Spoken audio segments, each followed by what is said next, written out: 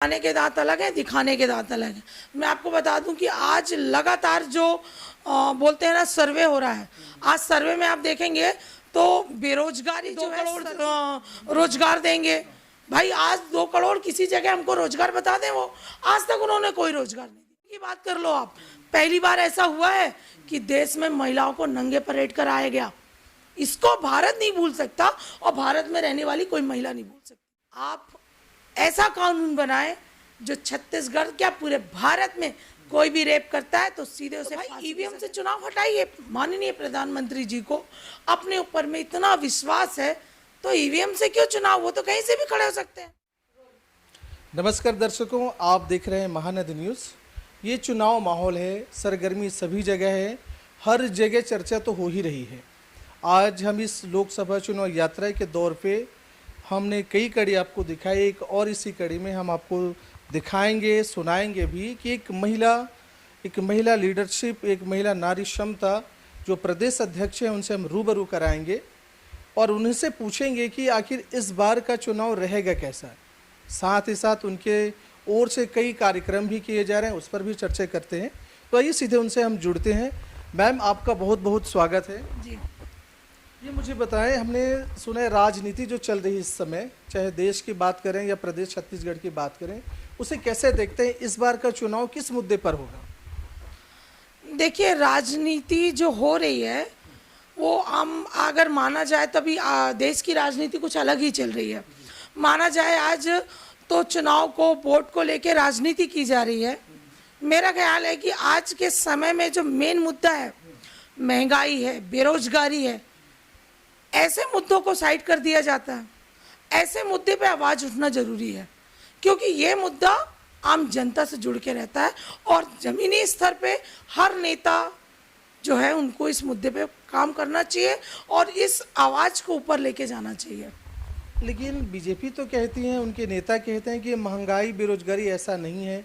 अगर ये मुद्दा असल में होता तो फिर उन्हें बार बार क्यों चुनती जनता? क्या कहेंगे? देखिए, खाने के दांत अलग हैं, दिखाने के दांत अलग हैं। मैं आपको बता दूं कि आज लगातार जो बोलते हैं ना सर्वे हो रहा है, आज सर्वे में आप देखेंगे तो बेरोजगारी जो है सर के ऊपर है। आज माना जाए तो केंद्र में जो बेरोजगारी जो दिखती है ना, वो चारों तरफ सोशल मीडिया में लोगों के द्वारा वीडियो दिखते हैं, उससे पता चलता है। और दूसरे की वीडियो का क्या ही है, आप छत्तीसगढ़ में देखिए कि कितनी बेरोजगारी है और बेरोजगारी पे कोई भी सरकार किसी भी प्रकार का आवाज़ नहीं उठाती। आज बोला जाए तो छत्तीसगढ़ की बात करती हूँ, छत्तीसगढ़ में कांग्रेस थी, कांग्रेस ने भी बहुत वादे किए थे। खैर आज गठबंधन में हमारे साथ है और बिल्कुल हम उनके समर्थन में हैं। लेकिन आज भाजपा केंद्र में आज 15 साल से बैठी हुई है। 15 साल की बात किया जाए तो 15 साल में आज भी उनके द्वारा कई वादे किए गए थे कि 2 करोड़ रोजगार देंगे।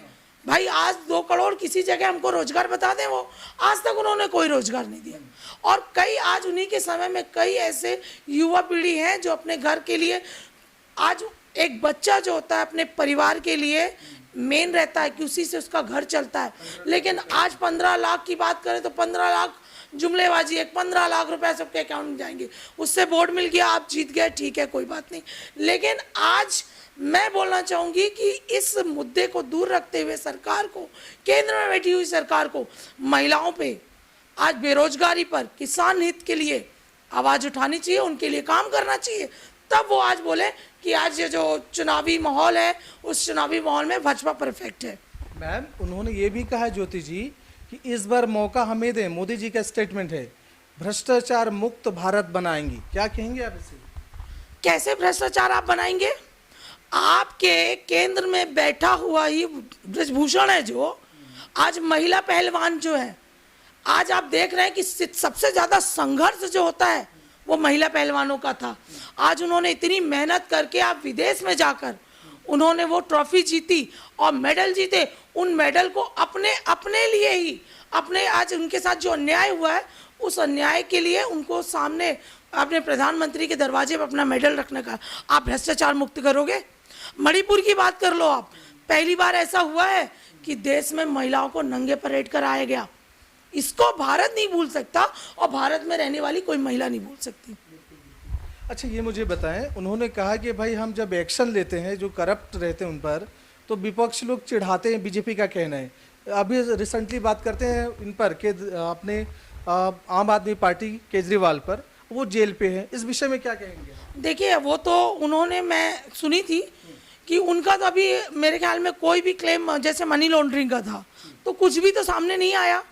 और आज मैं कहना चाहूंगी कि विपक्ष में बैठे हुए सारे नेताओं को आप जेल में डालते हो। पहला एक भविष्य में आज माना जाए कि भारत में हुआ कि मुख्यमंत्री जेल में गया, वो भी कुर्सी में बैठे, निंदा का विषय है। और फिर उसके बाद आज बोला जाए तो जो विपक्ष में बैठे हुए लोग हैं आपको करप्ट दिखते हैं, लेकिन जो आज उनके साथ चले जाते हैं करप्ट करके, आपके साथ गठबंधन में आ गए, भाजपा जोड़ ली, तो क्या हुआ? वॉशिंग पाउडर में धुलाई उनकी। कौन कौन है ऐसा जो वॉशिंग पाउडर में धुल? अभी आप बोला जाएगा तो एनसीपी में चले जाइए, पवार सर, हाँ अजीत पवार जी सिंचाई विभाग में, वो भी थे ना करप्ट, लेकिन उनको तो पहले दिया ईडी का ऐसा है वैसा, लेकिन बाद में क्या हुआ? जब उन्होंने भाजपा ज्वाइन किया आज कुछ नहीं हुआ। भाजपा में क्या, आप ये बताइए कि विपक्ष में बैठे हुए नेता ही करप्ट है? क्या भाजपा में बैठे हुए नेता करप्ट नहीं है? क्या आपको लगता है कि बीजेपी सरकार एक तानाशाही सरकार की ओर उन्मुख हो बिल्कुल रही है? तानाशाही की सरकार है, बिल्कुल।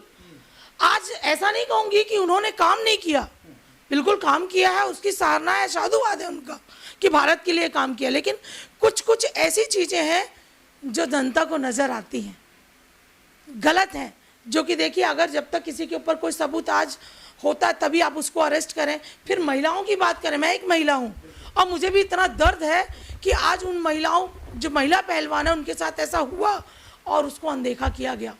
आज बैठे हुए जो हमारे प्रधानमंत्री जी माननीय, वो आज जब वो मेडल लेके आए थे तो मेडल लेके उनको बिल्कुल अपने घर पे बुला के उनको खीर चाय पिलाया गया, लेकिन जब उनके ऊपर में आज विपत्ति आई, उनके साथ गलत हुआ, तो प्रधानमंत्री जी को उनका साथ देना चाहिए था। तो महिलाओं को सशक्त कर रहे हैं मैडम, महिलाओं को सशक्त कर रहे थे तो उस समय कहाँ गए सर? ये भी तो होना चाहिए। आज उन महिलाओं को क्यों नहीं देखा गया? छत्तीसगढ़ में महतारी वंदना योजना है महिलाओं को सशक्त करने के लिए, और 2 किस्त भेज दी उन्होंने।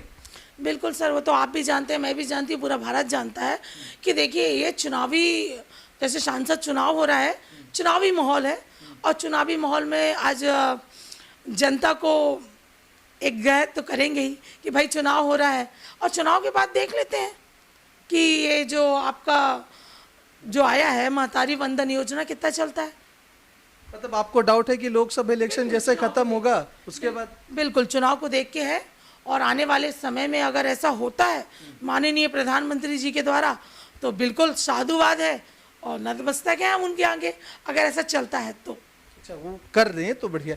अच्छा ये बताइए, इस बार क्या लगता है माहौल इस बार लोगों का? छत्तीसगढ़ में 11 सीटें लोकसभा की पूरे बीजेपी ले लेंगे, और फिर दूसरी तरफ केंद्र में कहते हैं 370, और जब उनके अपने ग्रुप है टीम है उस पर 400 की पार, इस विषय में क्या कहेंगे? देखिए मैं बोलना चाहूँगी कि आज 400 पार केंद्र से आवाज़ आती है ना, कहीं यहाँ हर जगह देश में, तो मेरा कहने का एक मतलब है कि आज हमने आपको कुछ ही दिन पहले हमने ईवीएम के लिए दिया था कि ईवीएम हटाओ, पूरे देश में, पूरे भारत में ईवीएम के लिए बोल रही है जनता कि ईवीएम से चुनाव नहीं चाहते, तो भाई ईवीएम से चुनाव हटाइए। माननीय प्रधानमंत्री जी को अपने ऊपर में इतना विश्वास है तो ईवीएम से क्यों चुनाव? वो तो कहीं से भी खड़े हो सकते हैं। वो तो आरोप लगाते हैं जहां आप जीतते हैं वहां आप ईवीएम पर सवाल नहीं करते, और जहां हारते हैं वहां ईवीएम करके चिल्लाते हैं आप। देखिए अब माना जाए तो एमपी की बात करें तो चुनाव के समय में कई ऐसे रिपोर्ट एफआईआर हुए थे जो आज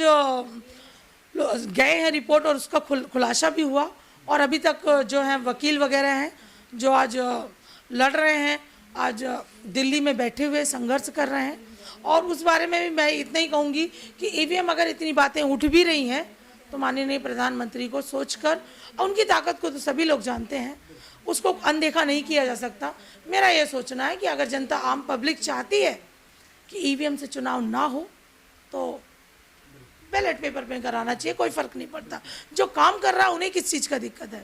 दर्शकों आप सुन रहे हैं, देख रहे हैं, ये है ज्योति ठाकुर जी, शिवसेना के छत्तीसगढ़ के महिला विंग के प्रदेश अध्यक्ष हैं। बिल्कुल मुखर नेत्री हैं, बढ़िया अच्छे से अपनी बातें रखती है।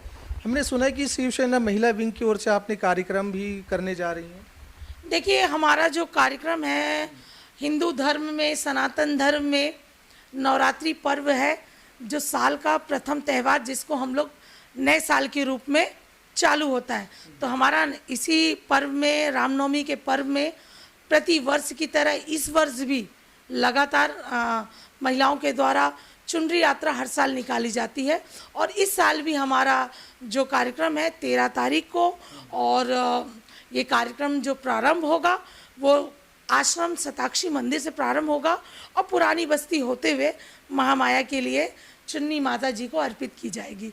और हम सभी महिला शिव सैनिक बिल्कुल माता रानी से आग्रह है और प्रार्थना है कि हमारे छत्तीसगढ़ में कुशलता बनी रहे, उसके लिए वरदान मांगते हैं।